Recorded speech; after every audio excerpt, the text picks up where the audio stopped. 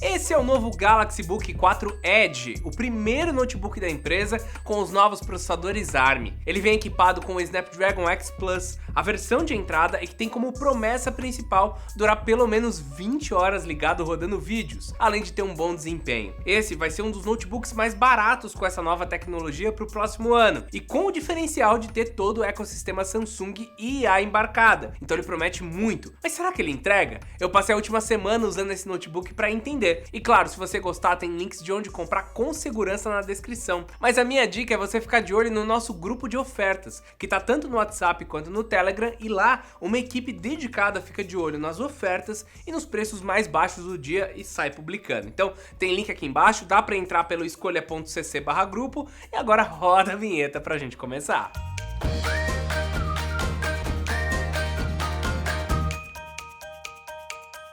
Acho que a primeira coisa que nós precisamos fazer ao falar desse notebook é posicioná-lo, afinal, ele está inaugurando um novo segmento. Os processadores ARM, como o Snapdragon X Plus e X Elite, eles possuem números altos de benchmark, são até capazes de rodar alguns jogos, contam com memórias rápidas, aprimoramento de webcam, bateria mais eficiente e, claro, podem até ser finos. São vários detalhes que os colocam em um patamar mais alto no quesito desempenho e funcionalidade, mas desempenho é separado de construção de todo o resto. E enquanto algumas marcas pegaram a linha X Elite, tacaram tudo que tinha de melhor e jogaram o preço para cima dos 10, 12 mil reais, a Samsung seguiu o caminho oposto, de trazer o processador de entrada dessa nova linha com algumas outras características também mais básicas, para focar no custo-benefício. Então ele é um Galaxy Book 4, como aquele Core 3 ou Core 5 que você vê bastante por aí, mas com processador e com funcionalidades mais completas. Esse é então um notebook ARM de entrada, mas um notebook ARM de entrada já é mais caro e mais capaz do que o que a gente está acostumado em modelos de 3 ou 4 mil reais. E é isso que eu quero detalhar nesse vídeo, tá? Mas primeiro vamos dar uma olhada geral nele e na sua construção. Como eu disse, o Book 4 Edge, ele tem um design igual a todos os outros modelos da família Book 4, apenas se diferenciando pelos materiais. Aqui, como no modelo base, ele não tem praticamente nenhuma curva, exceto pelas pontas que foram arredondadas. O toque é gelado, isso daí é característico do metal que é usado na fabricação. Entretanto, ele visivelmente é misturado com outras partes de plástico, o deixando mais parecido com os Book 4 base do que com a linha Pro. Quando pensamos no número e nas opções de conexão, no entanto, ele começa a se aproximar da versão mais completa. No lado esquerdo temos uma saída HDMI 2.1 e duas USB-C 4.0, sendo que elas carregam esse notebook também. Já no lado direito está um leitor de cartão microSD e uma saída USB 3.2, além do conector de fone de ouvido e o microfone junto com a trava de segurança. É aquele lance da dualidade. Na construção ele é mais simples, mas na conexão ele é mais avançado. Na parte de baixo existem três regiões que têm recortes. As duas menores são para saída de som e a maior é uma auxiliar para a circulação de ar. Na dobradiça também tem uma grelha que ajuda nessa circulação. E um ponto legal desse produto aqui é que durante os testes ele foi o modelo da linha que se comportou melhor no que diz respeito barulho e temperatura, melhor que Book 4, 4 Pro e 4 Ultra. Nesse ponto, os processadores Snapdragon realmente merecem os parabéns, porque eles têm um gasto energético menor e também um consumo por desempenho reduzido. Com isso, esquentam menos. Claro, como qualquer máquina, eu senti a região superior do teclado um pouco mais quente do que o resto. No entanto, foi um aquecimento muito longe de incomodar. Deu para usar ele no colo de boa sem sentir a sensação de pele queimando que alguns modelos mais potentes acabam trazendo pra gente. E aproveitando que eu falei de teclado, eu acho que tanto ele quanto o trackpad tiveram uma melhora na estrutura, que foi uma questão que nós reclamamos no vídeo de modelo base meses atrás. Enquanto que lá nós achamos eles um pouco molengas demais, aqui dá pra notar uma firmeza maior, mas não se engane, ainda é plástico. Dependendo do peso e da sua digitação, ele ainda vai flexionar um pouco, mas agora eu já sinto um conforto maior para usar. Ele também continua com um sensor de digitais no canto superior direito, mas infelizmente ainda sofre com o mesmo problema do Book 4 comum, que é de deixar o teclado numérico espremido demais. É comum errar alguns números por aqui. Nessa versão o teclado tá todo cinza, assim como o notebook, e não preto como antes. E como um último ponto ruim, ele também não traz mais a retroiluminação. Beleza que a luz no modelo anterior não era tão forte, mas Poxa, não precisava tirar também, né, Samsung? Pelo menos a resposta dele é boa, já que tem uma textura que torna a digitação de fato mais confortável. Então assim, o meu veredito é que eu gostei desse teclado. Podia ser retroiluminado, poderia ter os números ali do lado um pouquinho maiores, mas no geral rolou bem comigo. E com relação à resposta do trackpad, ela ainda é o padrão da categoria. Não é maravilhosa, mas é satisfatória dentro do esperado. Quando a gente fala de um Book 4 de entrada, o tamanho desse trackpad é maior do que a concorrência. Mas quando a gente começa a chegar nessa faixa de preço que é maior, ele já vira um trackpad comum. Um destaque bacana para mim, no entanto, é que ele pode ser pressionado em qualquer ponto, assim como no caso dos MacBooks, tornando a usabilidade mais intuitiva. Chegando na tela, que é uma das partes mais importantes de um notebook, a coreana trouxe um painel IPS com resolução Full HD, anti-reflexo, mas que não me agradou muito, pra ser sincero, tá? Quando eu vi nas especificações que se tratava de um IPS, eu pensei que as cores seriam melhores, mas não. A cobertura do espectro sRGB, segundo os nossos testes, bateu 62%, temos DCI-P3 em 46% e apenas 44% do NTSC. Quanto ao brilho, nós tivemos um pico de 318 nits e um contraste de 870 para 1. No geral, essa é a mesma tela dos outros modelos mais básicos do Book 4, mas estranhamente até com um contraste menor do que seus irmãos. Num ambiente muito claro, o brilho não dá tanto conta, tá? E eu sinto a necessidade de diminuir a luz da sala para enxergar melhor no notebook. Infelizmente, esse acaba sendo um problema da categoria e não necessariamente do Book 4 Edge. Pelo menos não é mais aquele painel TN horrível que não atingia nem 50% do sRGB. Então assim, a linha básica subiu um pouco esse ano e o Edge 4 acaba ficando junto com eles. Tudo é uma questão de ponto de vista. Na faixa dos R$3.000, onde o Book 4 normal tá posicionado, essa tela é até um pouco acima do resto do mercado. Agora, quando falamos do preço desse modelo aqui, mais perto dos R$8.000, ela fica para trás. Isso nos faz ter certeza de que esse notebook aqui não é o ideal para as pessoas que trabalham com design gráfico, edição de vídeos, fotos e afins, e que precisam de cores mais fiéis. Nesse caso, investir um pouco mais em outra máquina, quem sabe com uma tela OLED ou até mesmo um modelo Pro que tem uma tela melhor, mas um processador diferente da Intel, pode ser a opção mais interessante. E antes de eu partir para uma parte importante que é o hardware, eu quero dar duas dicas para vocês economizarem pegando qualquer notebook que vocês quiserem, tá? A primeira é dar uma olhada no nosso grupo de ofertas, onde todo dia o pessoal vai lá, busca, fuça, vê o que tá barato e posta para vocês, tanto no WhatsApp quanto no Telegram. É só ir até escolha.cc/grupo ou dar uma olhada no link aqui embaixo. Tem também o nosso comparador Escolha Segura por lá, que é uma extensão para computador e aplicativo Android, onde você compara preços automaticamente, consegue testar cupons também automaticamente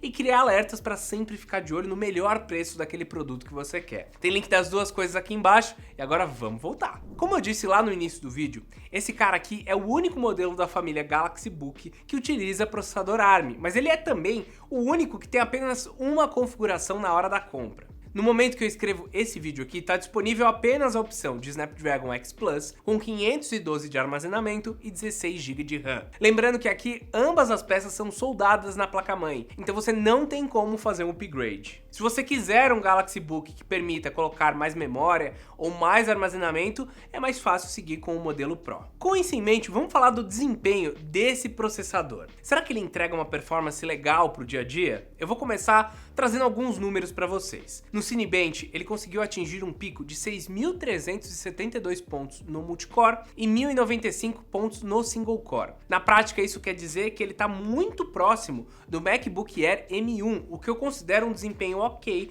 para os padrões atuais e para quem tem um uso leve a intermediário do notebook. Por outro lado, no teste gráfico ele não vai tão bem assim, atingindo apenas 1.141 pontos no teste Nomad Lite do 3D Mark, mostrando que o foco aqui são funções mais leves e autonomia de bateria, e eu já falo disso também mais pra frente, tá? É legal comentar que a minha rotina com esse notebook aqui foi bem satisfatória, tá? Esse X Plus é um processador mais capaz do que modelos de entrada da arquitetura x86, então se você for comparar ali com o Core 3, ele leva melhor, com o Core 5 você vai precisar de um da linha H, então o 125H mais atual é onde ele vai balizar, já é um processador mais capaz. Eu, por exemplo, trabalhei o dia todo com um monitor externo 2K, várias abas abertas no navegador, Notion para escrever os vídeos, Discord para falar com o pessoal, e em nenhum momento eu presenciei alguma instabilidade no desempenho, muito menos aumento de temperatura. Fora dos testes de estresse, inclusive, ele se manteve muito frio, como se não estivesse fazendo nada, tá? E eu poderia me manter assim por 10 horas ou mais, porque com esse tipo de uso que eu descrevi, com ele aberto, utilizando a tela dele mais uma tela externa via HDMI, ele gastou exatamente 10% por hora. Quando eu usei sem a segunda tela, apenas ele sozinho, esse consumo caiu para 8%, então é normal pensar que ele duraria uma média de 12 horas e meia longe da tomada. É uma evolução muito bem-vinda para a linha, que antes atingia perto de 4 horas ali com o Book 4 base. Esse daqui é o principal apelo dos processadores ARM da Snapdragon, então é estabilidade e autonomia de bateria, mais do que qualquer outro número de desempenho, apesar de, claro, ele conseguir ter o desempenho suficiente para um trabalho do dia a dia. Para fechar esse ponto de bateria, uma outra coisa legal é que agora o carregador dele subiu de 45 do modelo base para 65 watts. E como é USB-C, também dá para ser usado para carregar o seu smartphone e Galaxy Buds. Aliás, ele tá vindo numa promoção já com o Buds. Você compra o notebook, vem o fone de ouvido e ele se conecta de forma muito fácil com o notebook,